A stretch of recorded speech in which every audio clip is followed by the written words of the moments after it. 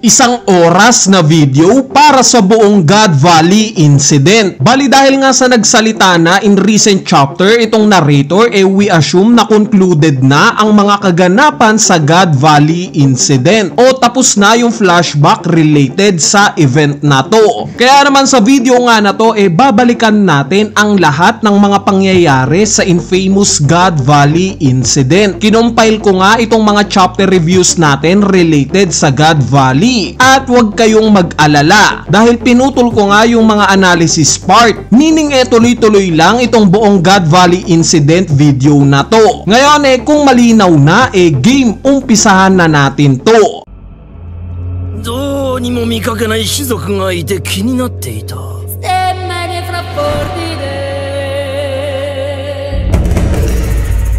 いれば目立つはずだが。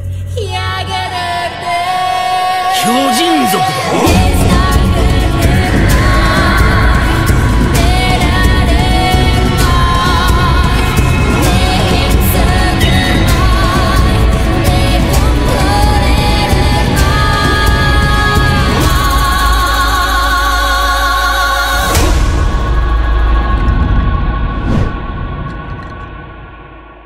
Bali nagumpisa nga itong chapter 1159 sa time ng 39 years ago. Nandito nga tayo sa isla ng Hachinosu. Nagkakagulo nga ang mga pirata sa isla na to dahil sa biglaang pagkamatay ni Don Marlon. Bukod nga sa pagkamatay ni Don Marlon, kinidnap rin daw si Shaki. Itong balita nga na to kinagulat nila Sebek at Whitebeard. Si Gloriosa naman makikita nating umiiyak at syempre itong si Wang Zi na siyang may dahilan sa kaguluhan na to ipinakitang nagbibilang ng pera. Later on nga kumalat na sa buong mundo itong balita ng pagkakakidnap kay Shaki. Nakarating na nga ito kay Goldie Roger at as usual galit na galit nga siya sa nalaman niya. Si Riley naman makikita nating bakas sa mukha niya ang pag-aalala. Sa kabilang banda naman bigla tayong napunta sa isla ng God Valley. Kakababa nga lang ni Garling sa isla na to. Sinalubong nga siya netong babaeng nakita natin in last chapter na may pulang buhok. Ipinakita nga niya kay Garling itong mga anak nila na sila Shanks at Shamrock. Inaya nga ng babae na to si Garling na dito na daw sila manirahan. Pero tinanggihan nga ito ni Garling at sinabing malabo daw dahil mabubura na nga daw sa mapa itong isla na to. Maya-maya nga ipinakitang nagdatingan na ang ilan sa mga barko ng Marines. Halos palibutan nga nila itong buong isla ng God Valley. Kasabay nga nito yung pag-atake ni Garling sa nanay nila Shanks. At dito nagbigay na nga ng command si Garling na umpisahan na daw ng mga Marines ang preparation para sa magaganap na hunting tournament. Bali itong galaw nga ng mga Marines nakabulabog sa mga tao ng God Valley. Yung ilan nga sa kanila nagtataka kung may hinahanap daw bang kriminal ang world government sa isla nila. Mapunta nga sa point of view ng mga Marines bigla ngang ni-reveal na isa pala sa batalyon na to si Monkey D. Dragon. Yes guys, nandito nga siya at nagtatanong sa mga higher ups niya kung ano daw bang goal ng paglapag nila sa God Valley. Hindi nga siya sinasagot nitong mas nakakataas sa kanya. Instead sinasawalang bahala lang itong mga tinatanong niya hanggang sa bigla na ngang tinutukan ng commander niya itong mga inosenteng sibilyan na ipinagtaka naman ni Dragon. Although labag nga sa kagustuhan ni Dragon itong ginagawa niya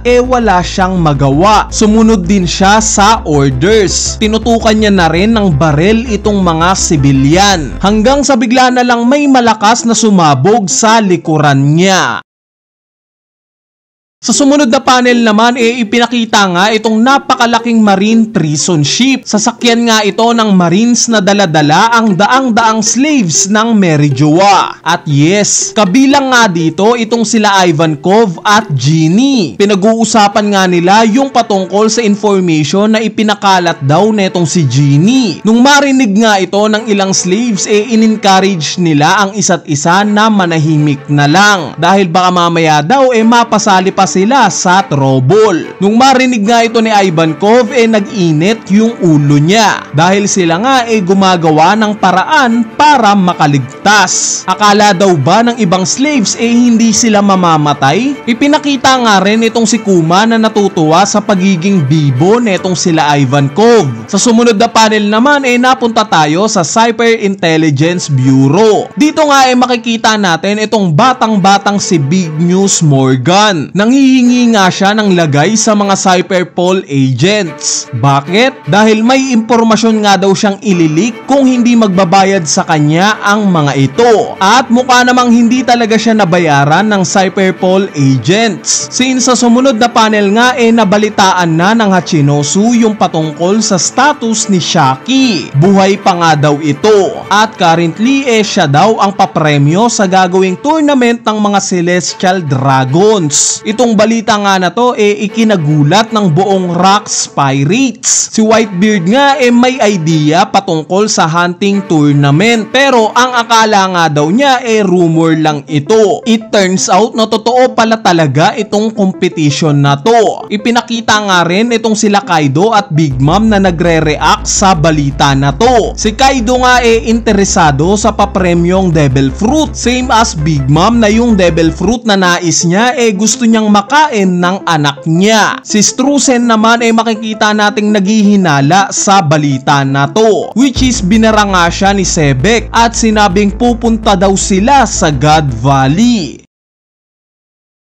Kabilang banda naman natanggap na nga rin ng Roger Pirates itong balita. Dali-dali ngang pinapapunta ni Roger itong barko nila kay Scupper Gaban sa God Valley. Tinanong nga rin niya itong buong pirate crew niya kung sang-ayon daw ba sila sa desisyon niyang to. At base nga sa mukha ng mga ito, especially si Riley, mukhang payag naman sila. At kung si Roger nga pupunta, malamang napupunta rin itong si Garp. Mabalik nga sa Rocks Pirates, bigla silang may nakasalubong na napakalaking barko. It turns out na ito pala yung barko ni King Harald. Base nga sa kanya napag-utusan daw siya ng world government na pigilan itong Rocks Pirates. Pero imbis nga naggalit ang manaeg kay Sebek nung makita niya itong si Harald, inaya niya ito na mag-usap. Duda naman itong si Silver Axe at Shiki sa motibo na to ni Harald. Anyway, sa pag-uusap nga nila Sebek at Harald, agad ni-reveal ni Sebek na meron daw siyang sekretong pangalan. David D. Sebek nga daw ang totoo niyang pangalan. Yung ancestor nga daw niya walang iba kundi yung legendary pirate na si David D. Jones. Itong lahi nga daw nila may impluensya ng darkness. At dito ni-reveal na nga ni Sebek na nagkaanak na raw siya 2 years ago pa. Yung asawa at anak nga daw niya pinadala niya sa homeland niya para maging safe sila. Nagtataka namang tinanong ni Harald kung bakit daw ba nire-reveal ni Sebek itong mga bagay na to sa kanya. Ang sagot nga lang ni Sebek dahil sa yung mag-ina daw niya nasa God Valley ngayon. Ito nga daw yung homeland niya. At dito napag-conclude nga ni Harald na nilulure lang daw pala si Sebek ng world government na pumunta sa God Valley. Pero pinabulaanan nga ito ni Sebek at sinabi niyang nagkataon lang daw ang lahat. Dahil yes, kinuha nga daw ng world government si Shaki sa kanila. Pero kung sakali man at wala daw sa God Valley yung mag-ina niya, wala na daw sana siyang pake sa God Valley. At since nandito nga daw yung mag-ina niya, talagang kinakailangan niyang pumunta sa isla na to. Nung marinig nga ito ni Harald, biglang nag-init yung ulo niya. At sinabing mas gusto niya daw na patayin ngayon itong si Harald. Kaya naman nagkaroon nga sila ng munting laban na nauwi sa pagkatalo ni Harald. At sa huli makikita nating on the way na papunta sa God Valley itong Rocks Pirates. Sa sumunod na panel naman nag-umpisa na nga itong hunting tournament. Nireveal nga ng mga Celestial Dragons na bukod pala sa mga rare na Devil Fruits, ang ultimate prize daw ng competition na to si Shaki mismo, na siya namang ikinatuwa ng mga ulupong na Celestial Dragons. Kabilang nga sa mga Holy Knights na lalahok itong sila Saint Summers, Ganku at Garling. Parehas ngang interesado itong sila Garling at Summers kay Shaki. Mabalik nga ay Dragon ipinakitang pumasok siya sa isang bahay at dito natagpuan niya itong sugatan na nanay nila Shanks. Nagmamakaawa nga ito kay Dragon na iligtas daw yung mga anak niya. Sa sumunod na panel naman nakita rin natin yung sitwasyon ng asawa at anak ni Sebek. Yes guys, ito nga yung batang si Blackbeard. At sa huling panel nga ng chapter na to nagbigay ng announcement itong Celestial Dragons na hindi lang daw buccaneer ang matatagpuan nila sa hunting tournament na to. Bagkos nandito rin daw yung Davy family. At dito na nga nagtatapos itong chapter 1159. Bali nag-umpisa nga itong chapter 1160 sa mismong isla ng God Valley. Ipinakita nga itong mga Celestial Dragons na pinepresent itong ilan sa mga huhulihin nila sa mangyayaring hunting tournament. Kabilang nga sa mga pinresent itong Davy clan. Specifically itong nanay ni Blackbeard at si Blackbeard mismo. Ipinakita nga rin yung iba pang miyembro ng pamilya nila. Kitang-kita nga sa mukha ng batang si Blackbeard kung gaano siya katakot sa mga nasasaksihan niya. Hanggang sa ipinakita na nga itong sila Gorosei Saturn at Garling na pinag-uusapan itong patungkol sa Davy clan na natagpuan daw mismo ni Garling. At dito nagkaroon nga ng introduction sa kung sino-sino ang mga favorite na mananalo sa gaganaping hunting tournament. Sa kabilang banda naman mababalik nga yung scene kay Dragon. Similar nga sa recent chapter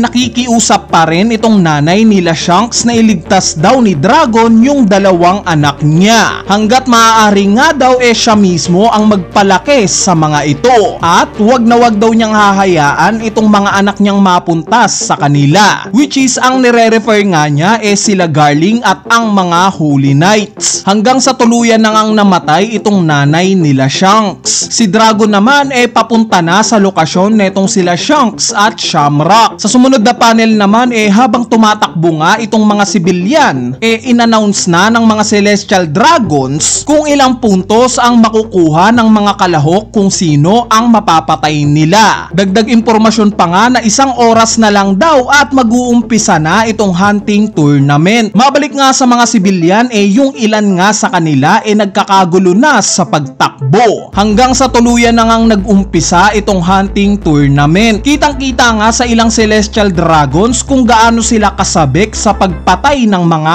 tao. Yung ilan ngang sa bungad pa lang nakakapagtago mabilis na pinatay ng mga ito. Wala ngang humpay na patayan ang naganap sa unang mga minuto netong hunting tournament. Maraming inosenteng sibilyan ang nawalan ng buhay dahil lang sa walang kakwenta-kwentang event na to. Sa sumunod na panel naman biglang ang napunta yung scene sa Merijoa. It turns out na itong nangyayari sa God Valley live pala na pinapanood ng ilang Celestial Dragons sa Merijoa. Base nga sa announcement ang nangungunang pamilya daw base sa mga puntos itong Figarland family na sinundan naman daw ng Manmayer family. Speaking of Manmayer family yung isa nga sa kanila ipinakita. Ito nga si Ganku. Gamit nga yung Devil Fruit niyang araw-araw fruit walang kahirap-hirap na pinapatay ni Ganku itong mga sibilyan. Sa kabilang banda naman ipinakita nga itong si Shaki na binabantayan ng ilang Marines. Maswerte nga daw si Garling dahil sa maganda itong mapapangasawa niya. Pero kinontra nga ito ng isang Marines at sinabing hindi pa daw ito sigurado since kakaumpisa pa nga lang daw ng tournament. Mapunta pa nga sa iba pang miyembro ng mga Holy Knights ipinakita rin itong si Saint Summers. May namataan nga siyang isang bata sa itaas ng puno. Kaya naman pinagtripan nga niya ito at tangkang papatayin na. Pero biglang ang dumating yung tatay ng bata na to at nagmakaawa siya kay Summers na wag daw patayin itong anak niya. At as usual wala ngang pake si Summers sa mga ito. Mabalik nga ay Dragon sa pagtakbo niya sa lokasyon ng mga ililigtas niya bigla nga siyang may nakasalubong na mga bangkay. Ikinalungkot nga nga ni Dragon itong mga nasaksihan niya. Hanggang sa nakarating nga siya malapit sa lokasyon netong sila Kuma at Ivankov. Bali ito nga yung scene ng pagmomotivate ni Ivankov sa mga kapwa niya slaves. Ipinakita ngang namataan pala ng isang Celestial Dragons itong grupo nila Kuma. At nung akma na ngang babarilin ng Celestial Dragons na to si Kuma, agad ngang umaksyon si Dragon. Pinatay niya itong Celestial Dragon na to. Yes guys, hindi sinunod ni Dragon itong mas nakakataas na commander niya. Bagkos mas sinunod niya kung ano ang tingin niyang tama.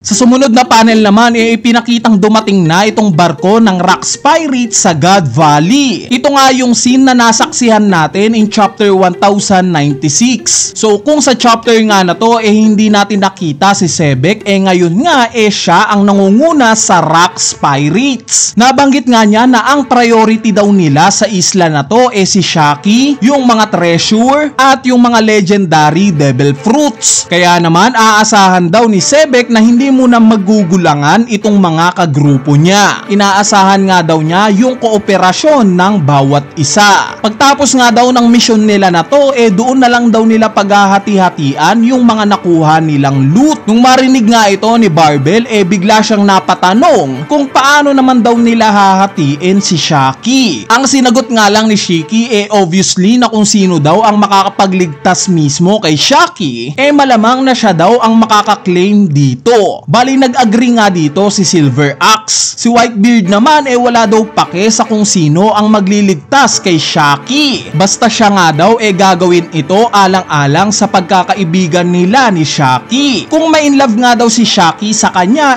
ayos lang rin naman daw. Nung marinig nga ito ni Stacy agad nag-init yung ulo niya. Si Gloriosa naman si Roger pa rin ang bukang bibig niya. At itong si Strusen biglang nabanggit na nagpaiwan daw si Wang Zi. Kung lahat nga baliw na baliw kay Shaki ibahin nyo itong sila Big Mom at Kaido. Dahil wala nga silang pake kay Shaki. Ang goal lang nilang dalawa yung mga legendary devil fruits. At dito nag-umpisa na ngang umabante yung barko ng Rax Pirates. Pinapaulanan nga sila ng kanon netong mga marines. Pero as per Sebek nga dumiretso lang daw sila. Banggain nga daw ang lahat ng haharang sa kanila.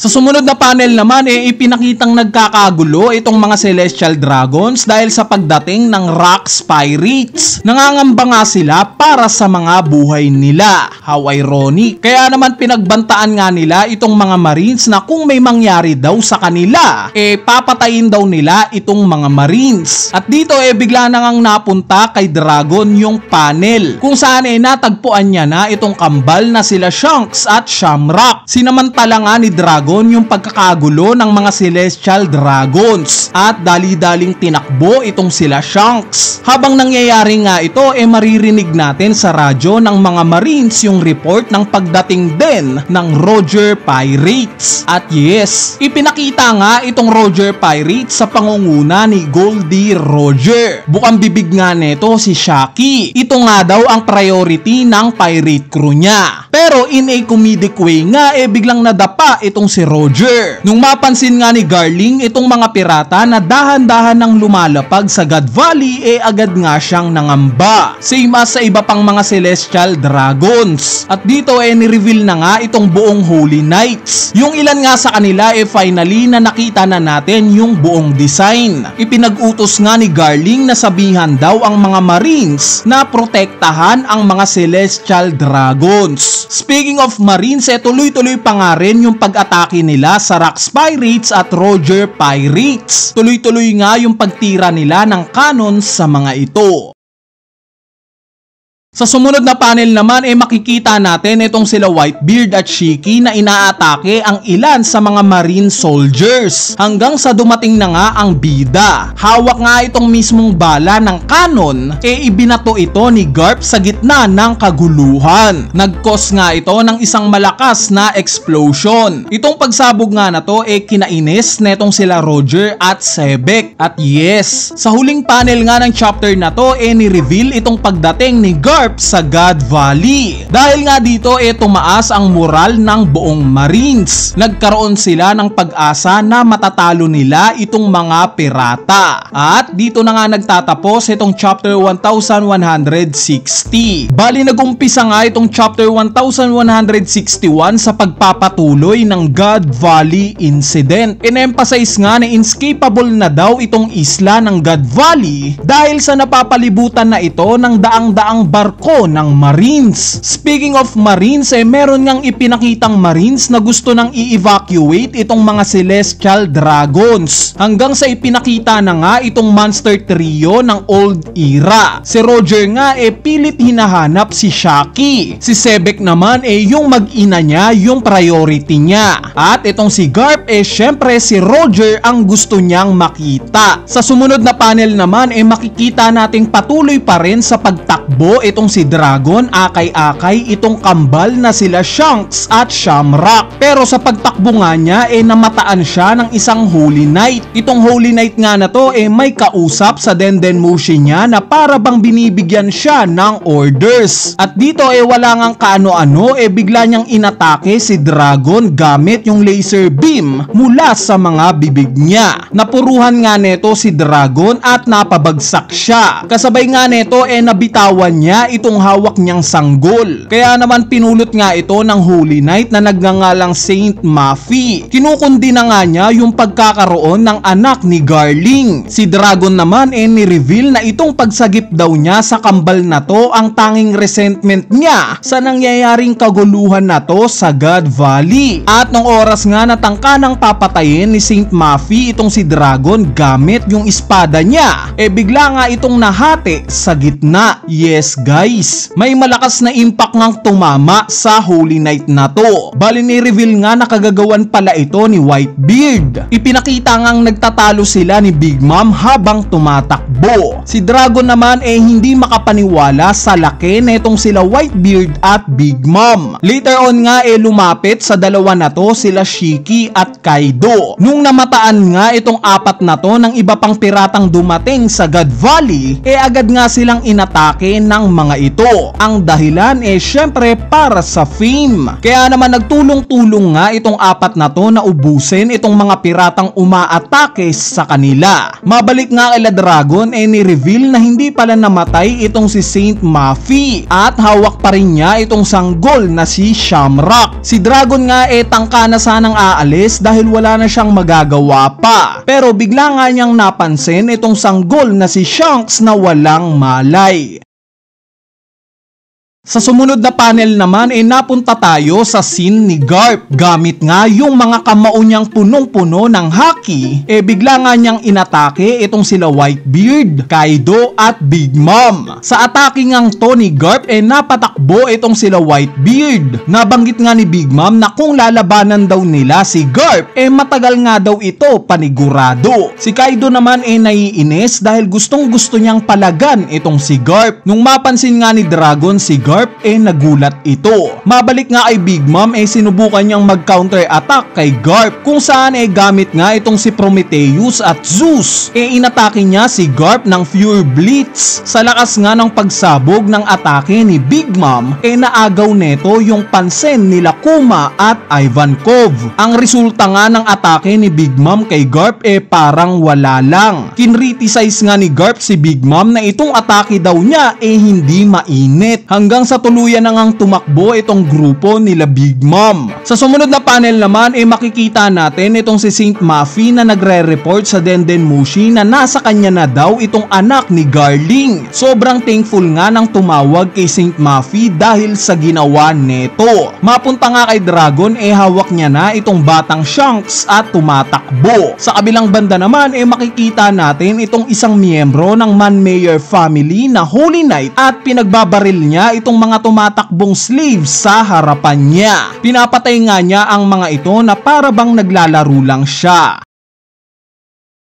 Sa sumunod na panel naman, ipinakita itong Marines na nag-e-explain sa kung nasaan na currently ang lokasyon ng mga pirata at Celestial Dragons sa God Valley. Itong grupo nga daw nila Roger ay nagmula sa Northwest. Itong grupo naman daw ni Sebek ay nagmula sa Southwest. Parehas nga daw itong grupo na to na papunta sa sentro. Sentro kung nasaan ngayon itong mga Marines. Samantalang itong mga Celestial Dragons naman ay sinusubukan daw nilang i-evacuate papunta sa east side. At dito ay ipinakita na nga yung sitwasyon ng mga Marines sa sentro. Naguguluhan nga sila kung sino ang lalabanan nila dahil nakapalaman nga sila sa gitna ng Rax Pirates at Roger Pirates. Speaking of Rax Pirates, ay ipinakita na nga yung iba pang miyembro nila. Sa pangunguna nga nila Shiki at Silver Axe ay nagmamadali ang mga ito na iligtas si Shaki. Speaking of Shaki, bigla nga siyang pinuntahan ni Saint Summers. Nagtataka nga itong si Summers dahil lahat daw ng nagbabantay na Marines kay Shaki mga patay na. Samantalang nakakadena daw ito. Kaya naman sinampal nga ni Summers itong si Shaki na hindi naman hinayaan ni Shaki dahil nag-counter attack nga ito gamit ang isang sipa, which is tinamaan nga si Summers at ininda niya ito. Nung mahawakan nga ni Summers itong paa ni Shaki, bigla niya itong hinampas ng baseball bat niyang may mga tinik. At dito nagbigay na nga ng speech si Summers. Itong mga pirata daw sa labas lahat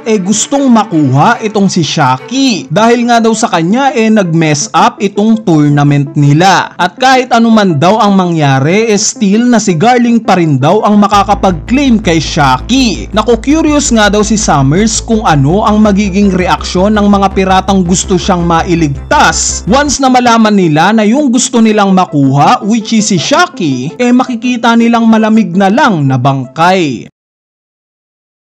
Sa sumunod na panel nga finally na nagkita na itong sila Roger at Whitebeard. Nagkaroon nga ng clash sa pagitan ng dalawang to. Si Shiki naman nagwawalang inaatake ang kahit na sino, mahanap lang si Shaki. At since busy nga si Roger sa paglaban kay Whitebeard, pinaubaya niya na kay Rayleigh yung pagsagip kay Shaki. Mabalik nga kay Shaki, pinakitang gustong gusto na siyang patayin ni Summers. May pumigil pa ngang isang Marines sa kanya, pero ayaw niya talagang magpaawat. At nung oras nga na talagang papatayin na ni Summers si Shaki, bigla nang dumating itong si Silver's Rayleigh. Gamit nga yung ataking Transcendent Crescent, dinikit niya sa pader itong si Summers. Si Shaki naman nung makita si Rayleigh gulat na gulat. Naalala nga bigla ni Rayleigh yung letter na ibinigay sa kanya ni Shaki. Nandito nga daw siya para sa kanya. At dito naging emosyonal na nga si Shaki. Naiyak siya sa pagdating ni Rayleigh. Likewise pinakita ring umiiyak itong si Rayleigh. Nag-iiyakan nga sila na para bang nagkatagpo na yung dalawang puso na para talaga sa isa't isa. Speaking of pag-iyak, yes, umiiyak nga rin itong sila Roger at Gaban. Umiiyak sila para kay Rayleigh at Shaki. At sa huling panel nga ng chapter na to in-announce ng buong Roger Pirates na napasa kamay na daw nila si Shaki. At dito na nga nagtatapos itong chapter 1161. Bali nag-umpisa nga itong chapter 1162 sa balita na nagkasalubong daw sa bandang northeast itong sila Sebek at Garling. Itong Roger Pirates naman nasa gitna pa rin daw ng God Valley. At dahil nga sa merong balak kuhaing treasure itong si Roger, balak nga niya itong puntahan malapit sa lokasyon nila Sebek. Kaya naman inutusan na nga niya si Rayleigh na mauna na daw. Pinapauna nga niya ito kasama itong sugatan na si Shaki. At since maraming pirata nga ang nagkaka-interes pa rin kay Shaki, maraming ang umatake kay Rayleigh para makuha nila si Shaki. Buti na nga lang at alerto itong ibang miyembro ng Roger Pirates para protektahan sila Rayleigh at Shaki. Hanggang sa nung mapansin nga ito ni Shiki, pinagalitan niya niya itong mga piratang umaatake kay Rayleigh dahil baka nga naman madamay nila si Shaki. Speaking of Shaki, nagkaroon nga sila ng romantic moment ni Rayleigh habang tumatakbo. Sa sumunod na panel naman ipinakita nga itong sila Kuma at Ivankov na natagpuan na ang ilan sa mga papremyong devil fruits para sa hunting tournament. Balak na nga sanang kainin ni Ivankov yung isang devil fruit nang biglang dumating itong si Big Mom at inagaw itong hawak na devil fruit ni Ivankov. At nung akmangang kukunin din ni Big Mom itong devil fruit na hawak ni Kuma, dali-dali na nga itong kinain ni Kuma. Nung makita nga ito ni Ivankov, tuwang-tuwa siya. Si Big Mom naman biglang kinabahan. Sa kabilang banda naman ipinakitang may umatake kay Silver Axe at mukhang napuruhan siya. Kamukhang kamukha nga ni Marco the Phoenix itong sumipa kay Silver Axe. Bali habang nangyayari nga ito ipinakita na itong side ng Marines. Si Garp nga galit na tumawag kay Sengoku at tinanong kung alam daw ba neto yung patungkol sa hunting tournament ng mga Celestial Dragons. Though hindi nga kinumpirma ni Sengoku na may idea siya patungkol sa event na to, may instances nga daw na may nagtanong rin sa kanyang Marines patungkol dito, which later on bigla na lang daw naglaho sa hanay ng Marines. Obviously pinatay itong Marines na nagtanong kay Sengoku. So itong mga bangkay nga ng mga sibilyan na nakakalat ngayon sa God Valley, nung makita nga ito ni Garp, grabing galit yung naramdaman niya. Hindi nga siya makapaniwala sa ginawa nitong mga Celestial Dragons.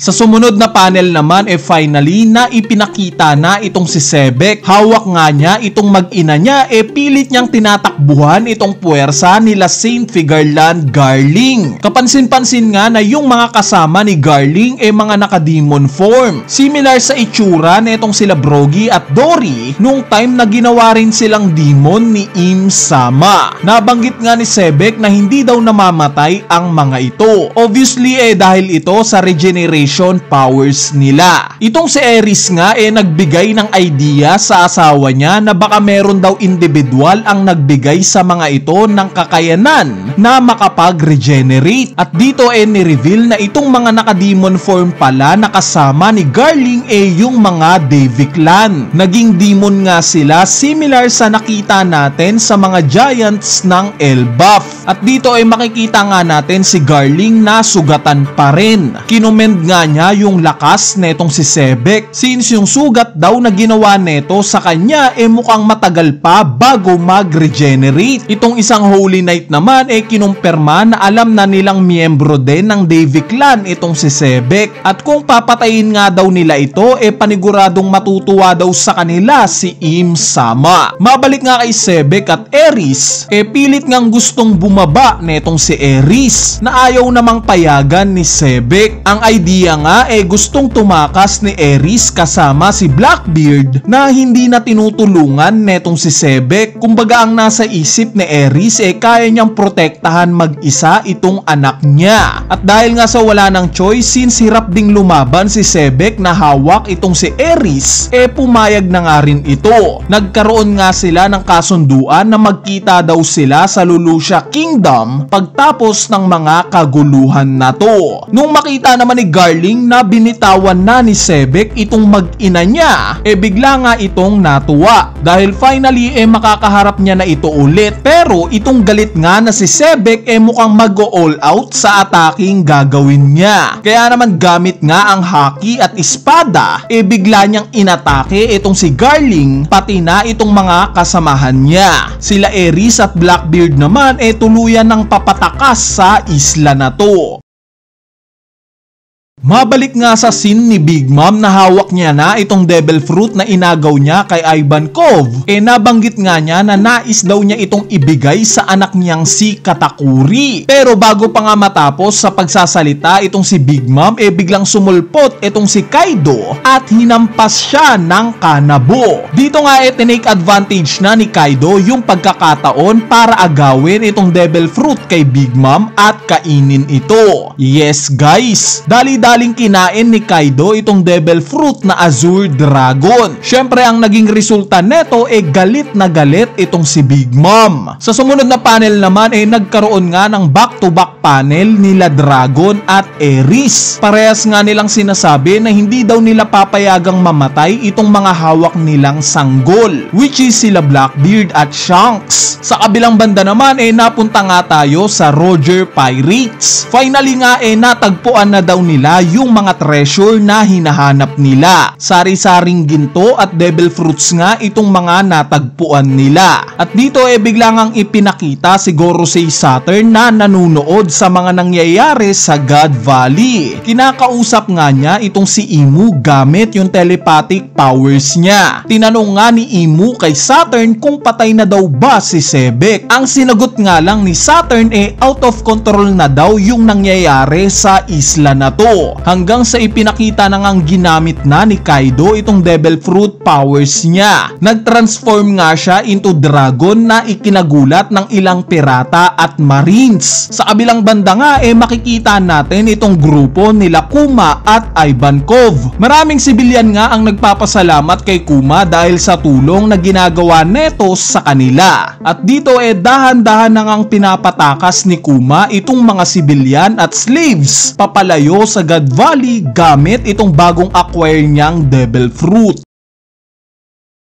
Sa sumunod na panel naman biglang nagkaroon ng isang malakas na haki. Haki na ultimo itong sila Roger, Garp at Sebek na-recognize kung gaano kalakas itong haking dumating. Dali-dali nga itong nireport ng ilan sa miyembro ni Roger. Pero sigurado nga daw si Roger na hindi galing kay Sebek yung haki na nararamdaman nila. Speaking of Sebek, ipinakita na nga sa panel na to yung naging resulta ng pag-atake niya sa grupo nila Garling. Malubhangang sugatan itong si Garling. Halos mabura na nga yung mukha niya sa ginawa sa kanya ni Sebek. At dito ipinakita ngang dumating na si Whitebeard sa lokasyon ni Sebek. Nabanggit nga ni Sebek na wala raw magigain itong si Whitebeard sa kanya sa laban na to. Na pinasawalang bahala naman ni Whitebeard since may tiwala naman daw ito kay Sebek. Later on nga pati si Kaido dumikit na rin kila Whitebeard at Sebek. Gusto nga daw niyang itesting itong bago niyang devil fruit. Natuwa naman si Sebek dahil ngayon lang daw niya nakitang sobrang motivated itong si Kaido. At dito ni-reveal na nga na yung haki palang napakalakas na nararamdaman kanina nila Garp, Roger at Sebek nagmula pala kay Im-sama. Yes guys, nag-appear na si Im-sama sa katawan netong si Gorosei Saturn. At sa huling panel nga ng chapter na to ipinakitang gulat na gulat si Garp sa nakikita niya. Si Roger naman excited sa haharapin niyang kalaban. Ito nga daw yung adventure na hinahanap niya. At itong si Sebek naman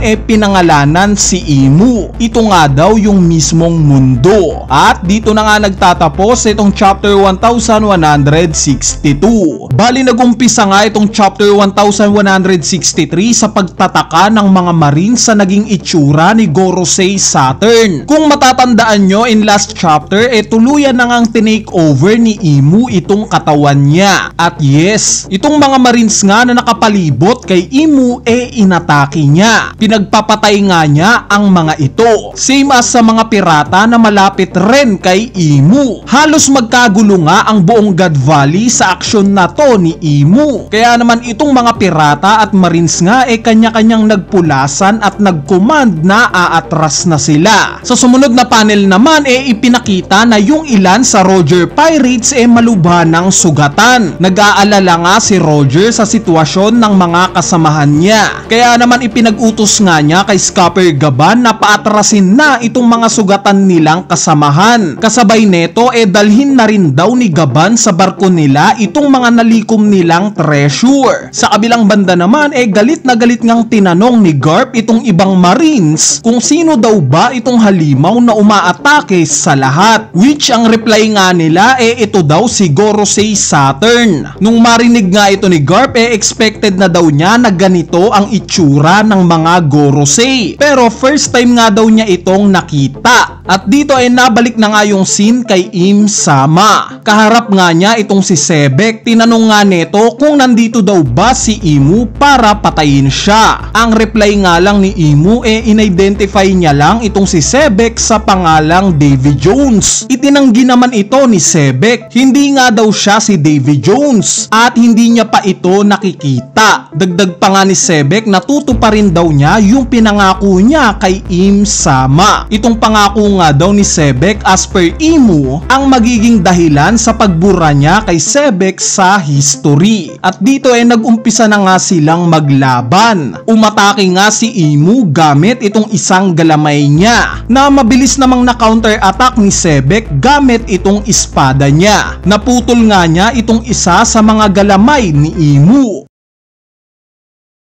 Sa sumunod na panel naman nanginginig ng tinanong ng ilang Marines itong Rear Admiral nila kung tutulungan daw ba nila si Saturn laban kay Sebek. Ang reply nga lang ng Rear Admiral hindi daw. Pero biglang ang sumingit itong si Garp at sinabing oo, tutulong daw sila. Nagtataka ngang tinanong ng mga Marines kung sino exactly ang tutulungan nila. Si Sebek daw ba o si Saturn? Ipinakita ngang ngumiti lang itong si Garp sa tanong na to. Sa kabilang banda naman patuloy pa ring inaatake ng ilang Marines itong ibang miyembro ng Roger Pirates na sinusubukang itakas ang ilang treasure na nakulimbat nila. Speaking of treasure, papahuli ba dyan si Captain John? Syempre hindi. May sarili nga siyang grupo na pinapriority itong pagkuha rin ng ilang kayamanan. Nagbigay nga rin ng hint itong si Captain John sa tuluyan niyang pagtiwalag sa Rocks Pirates. Mapunta naman kay Dragon hawak pa nga rin niya itong batang Shanks. Tumatakbo nga siya hanggang sa napansin niya itong barko ng Marines. Plano nga sana ni Dragon na iwan na itong batang Shanks sa barko na to. Pero bago pa nga ito mangyari bigla siyang nahila papalayo. It turns out nakagagawan pala ito ng Devil Fruit ni Captain John. Sa kagustuhan ngang makuha ni Captain John ang lahat ng kayamanan na nasa God Valley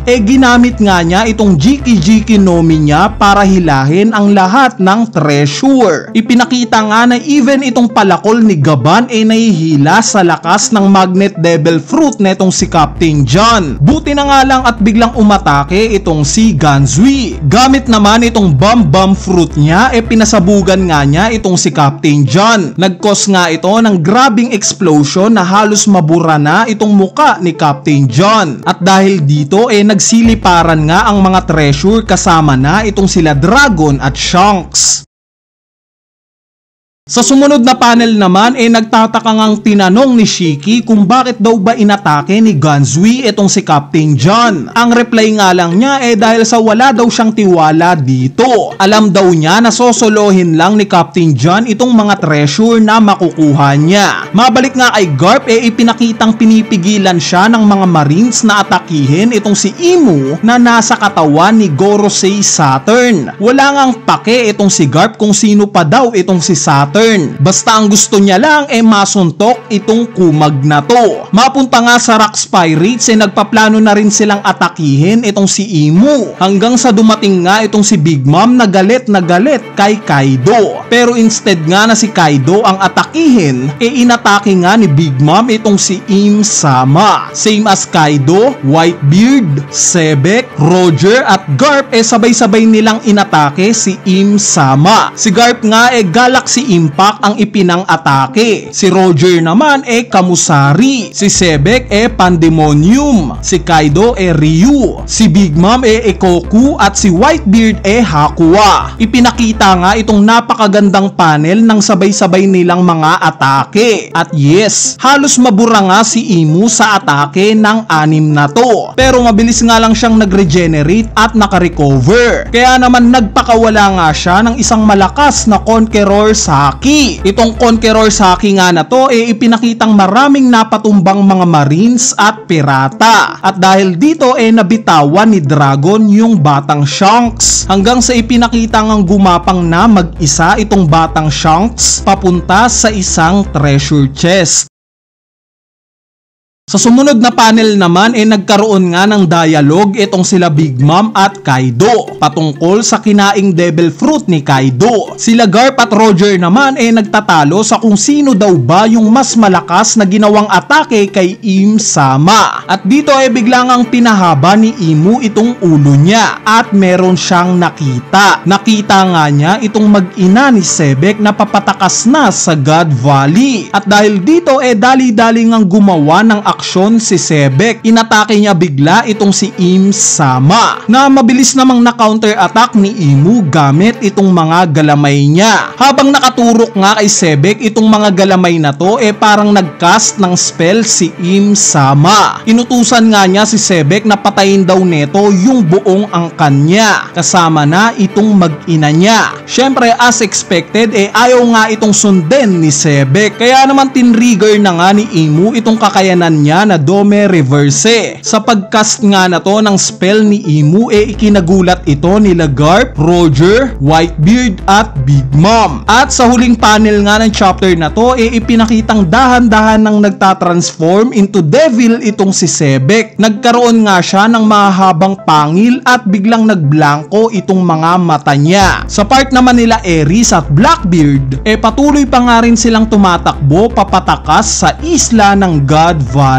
At dito na nga nagtatapos itong chapter 1163. Bali nag-umpisa nga itong chapter 1164 kung saan din natapos ang last chapter, which is itong pagdodome reverse ni Imu sa katawan ni Sebek. Nung makita nga ito ng 5 kasama ni Sebek na umatake kay Im Sama gulat na gulat sila. Si Imu nga sinabing stubborn daw itong si Sebek. Ang reply nga lang ni Sebek sa kanya wag daw maliitin ni Imu ang mga tao. Dagdag pa nga niya na alam daw niya kung sino ang dating hari ng mundo. Ito nga daw si Davy D. Jones. Nung marinig nga ni Imu itong pangalan ni Davy Jones bigla siyang na-trigger. Kalokohan daw itong kiniklaim ni Sebek. Kahit kailan hindi daw naging hari ng mundo si Davy Jones. Bakit ka natatakot sa pangalan niya? Ika ni Sebek kay Imu. Matagal na nga daw takot itong si Imu. Takot daw ito na balang araw merong taong makaka-inherit sa will ni Davy Jones at tutupad ng nasira niyang pangako. At dito direkta na ngang tinanong ni Sebek si Imu kung kanino daw ba ito mas natatakot, kay Davy Jones daw ba o kay Joy Boy. Ang reply nga lang ni Imu hindi daw siya natatakot sa dalawang yon, since hindi naman na daw sila magre-resurface pa dahil sa matagal na nga daw silang mga patay. Kung bumalik nga daw sila wala siyang pakialam dahil ngayon nga meron na daw siyang perfect soldiers para ipanglaban. At ito nga daw yung mga giants ng Elbaf. Nung marinig nga ni Sebek itong patungkol sa Elbaf siya naman ang na-trigger. Galit nga na itong sinabi kay Imu na wag daw gagalawin ang Elbaf dahil si Harald nga daw kapayapaan lang ang nais. Pero patuloy ngang inaasar ni Imu itong si Sebek at sinabing madali lang daw manipulahin itong hari ng Elbaf. At dito tuluyan na ngang nag-turn into demon itong katawan ni Sebek.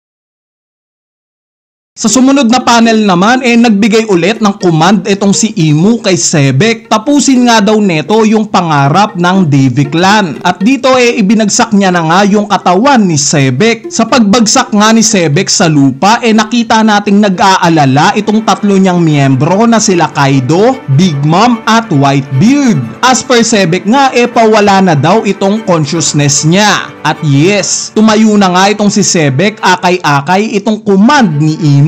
Napansin nga kaagad ni Big Mom itong lumaking katawan ni Sebek. Si Sebek naman nag-umpisa ng sundin itong ipinag-utos ni Imu. Mabilis nga siyang tumalon at inatake itong si Kaido. Binalibag nga niya ito sa kalapit na bundok. Si Big Mom naman na siyang magka-counter-attack sana mabilis lang na pinadapa ni Sebek. At itong si Whitebeard biglang inatake ni Sebek ng espada niya. Pero unlike nga kila Big Mom at Kaido nagawa ngang salagin rin ni Whitebeard itong atake ni Sebek. Kitang-kita nga yung overwhelming haki sa palitan ng atake ng dalawang to. Sa lakas nga ng mga haki nila, tumumba na itong isa sa malaking bundok ng God Valley. Kaya naman nagtakbuhan na nga ang lahat, including itong sila Ares at Blackbeard na ipinakita. Sa kabilang banda naman, ipinakitang ini-evacuate na ng mga Marines itong mga Celestial Dragons na nasa God Valley pa. Sila Rayleigh at Shaki nga ipinakita rin. Nag-aalala nga itong si Rayleigh sa kalagayan ni Roger. Pero yung ilan nga sa kanila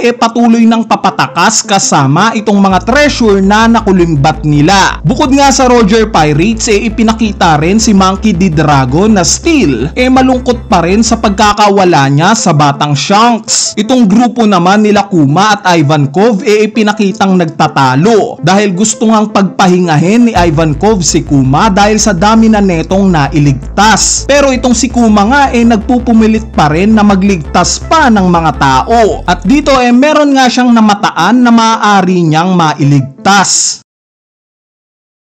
Sa sumunod na panel naman ipinakita nga itong sila Captain John at Gansui. Parehas nga silang malubhang sugatan. Si Shiki naman tuwang-tuwa dahil sa mga kayamanang naagaw niya mula sa dalawang to. At dito muli ngang nagbalik yung scene kay Sebek. This time ipinakitang ang target niya na itong sila Ares at Blackbeard. Napaiyak nga itong si Ares nung makita niyang nawala na sa sarili itong asawa niya. Kinumend nga neto yung pagsasacrifice ni Sebek, mailigtas lang sila. Kaya naman no choice nagtangka na sanang tumalon si Ares sa bangin makaligtas lang. Pero mukhang hindi nga siya aabot dahil sa pampang nga ipinakita itong isang barko ng Marines na tinutukan na ng kanon itong si Ares. Sa likod naman niya nandito na itong si Sebek at nung oras nga naaatakihin na ni Sebek itong sila Ares bigla ngang dumating itong si Kuma.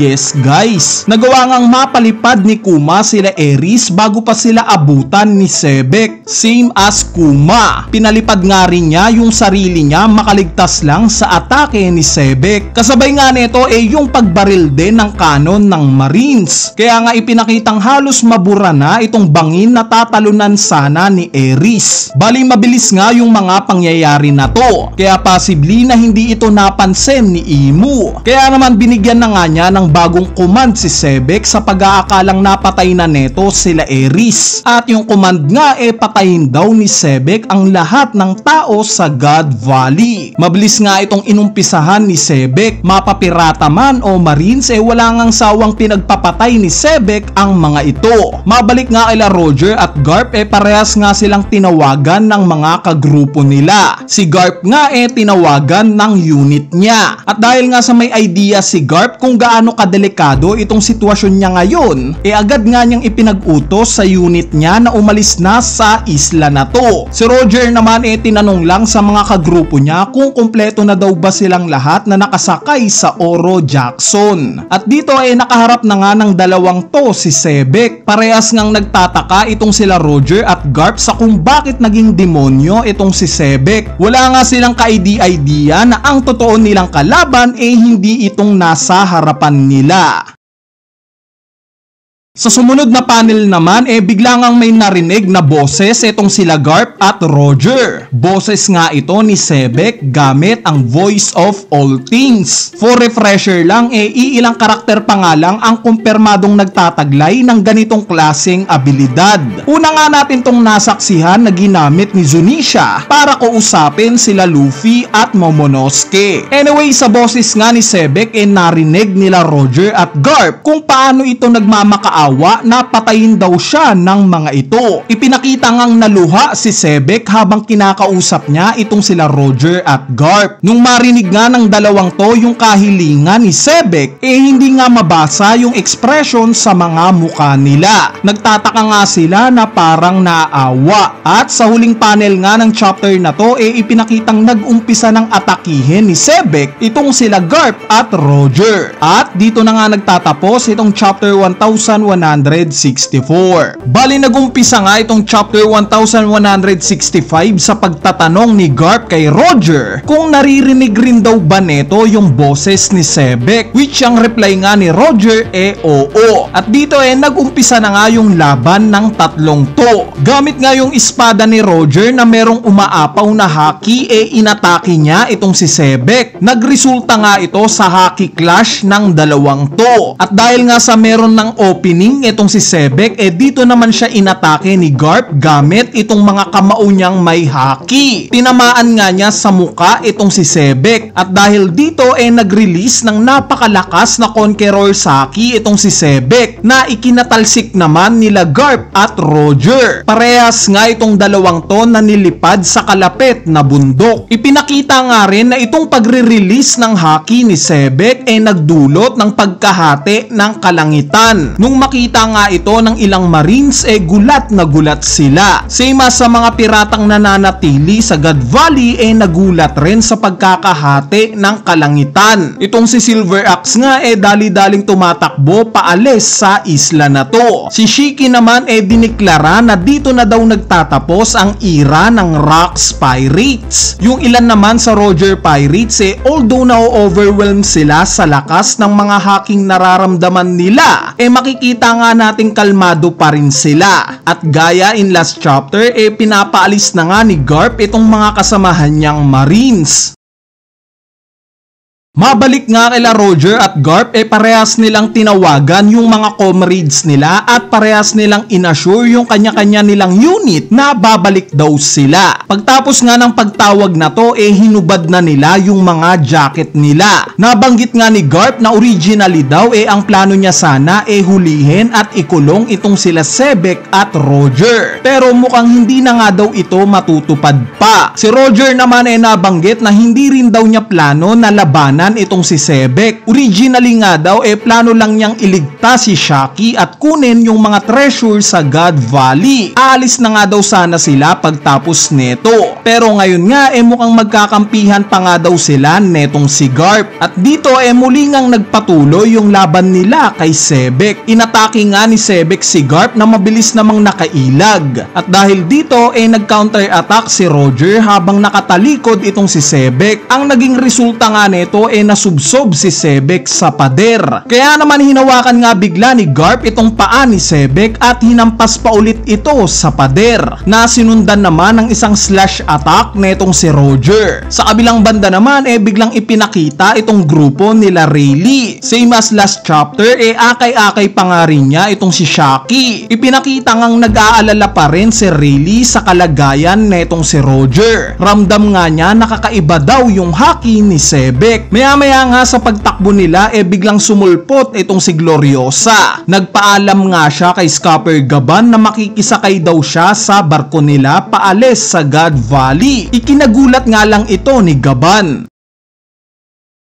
Sa sumunod na panel nga napunta naman tayo sa iba pang miyembro ng Rocks Pirates, specifically kila Kaido at Big Mom. Dito nga pinag-uusapan pa rin nila yung inagaw na Devil Fruit ni Kaido kay Big Mom. May utang nga daw si Kaido sa kanya at kailangan daw itong bayaran ni Kaido balang araw. Pero imbis nga na pasasalamat pagbabanta nga ang iginante ni Kaido. Sinabihan nga niyang malalagpasan daw niya isang araw yung lakas ni Big Mom. Tatalunin nga daw neto yung pirate crew niya. Hanggang sa ipinakita nga itong si Strusen na inaaya ng umalis ng God Valley si Big Mom. Mabalik nga kila Roger at Garp ipinakitang malubha ng sugatan itong dalawa na to. Mukhang si Sebek na nga ang nakakalamang sa laban nila. Sa sumunod na panel naman napunta tayo kay Whitebeard. Nagtaka nga itong si Whitebeard nang biglang may isang taong kinausap siya. Tinanong nga siya neto kung siya daw ba yung may kagagawan ng mga distraction sa God Valley. Dagdag pa neto na mukhang nagwatak-watak na nga daw ang Rocks Pirates. At dito ni-reveal na itong nagtatanong pala kay Whitebeard si Pologram. Siya nga daw ang captain ng Polo Pirates. Kamukhang kamukha nga siya ni Marco the Phoenix. Nabanggit nga neto na dahil sa wala na daw pirate crew itong si Whitebeard, baka kailangan daw neto ng barko na mag-aalis sa kanya sa isla na to. Big fan nga daw si Polo netong si Whitebeard. Speaking of Whitebeard,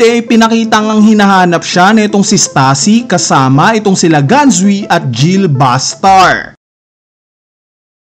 Sa sumunod na panel naman, ipinakitang tinutukan ng barel ni Dragon itong commander niya. Bakit? Dahil sa gusto nga niyang pasakayin itong mga natitirang sibilyan na nasa God Valley pa. Which is ayaw nga nitong commander niya. Kaya nga no choice, pinagbantaan niya itong commander niyang papatayin niya kung hindi ililigtas itong mga sibilyan na to. Mabalik nga kila Rayleigh at Gaban, mukhang pabalik nga sila sa loob ng God Valley para tulungan sana itong captain nila na si Roger. Pero tutol nga yung mga kasamahan nila dito. Hanggang sa ipinakita na ulit itong si Imu na nasa katawan ni Gorosei Saturn. Binigyan nga niya ulit ng command itong si Sebek na burahin daw itong isla ng God Valley. At yes, ipinakita nga itong sila Roger at Garp na halos nanghihina na sa paglaban nila kay Sebek. Tinanong nga bigla ni Roger si Garp kung kilala daw ba neto yung itim na halimaw na nakaharap nila kani-kanina lang. Miyembro daw ba yon ng world government? Meaning masama daw ito. Hindi nga daw hustisyang matatawag yun. Mali nga daw yung ipinaglalaban netong si Garp. Yes, nag-agree naman si Garp kay Roger. Pero kung aalis daw itong si Garp sa hanay ng Marines, sino na daw ang poprotekta sa mga Marines laban sa world government? At dito nabalik na nga yung topic nila sa kung paano tatalunin itong malahalimaw na si Sebek. Although may King Saki nga daw yung mga ipinang-aatake nila kay Sebek, nawawalan daw ito ng kwenta. Since gumagamit rin daw ng King Saki si Sebek pang depensa. Maswerte nga raw sila dahil yung mga atake ni Sebek armament haki alone lang. Kaya naman nagsuggest nga itong si Roger kay Garp na para matalo daw itong si Sebek kinakailangan nila ng isang malakas na atake. Pagsamahin nga daw nilang dalawa yung Conqueror Saki attack nila. Nang sa ganon mababasag daw nila itong depensa ni Sebek. Pero medyo hesitant nga itong si Garp sa idea na to. Since once na mabuhos na daw nila itong atake na to at buhay pa itong si Sebek, paniguradong mamamatay daw sila ni Roger. Sobrang risky nga daw nitong pinaplano ni Roger. Though ganito nga pumayag rin naman si Garp sa huli. Kaya naman nagready na nga sila sa plano nilang to. Habang nagre-ready nga ipinakitang umiiyak itong si Sebek. Nabanggit nga ni Roger na hindi daw niya alam kung paano o ano ang nangyayari ngayon kay Sebek. Pero ang alam daw niya nagsisisi ng husto itong si Sebek. At dito umatake na nga itong dalawang to. Si Garp nga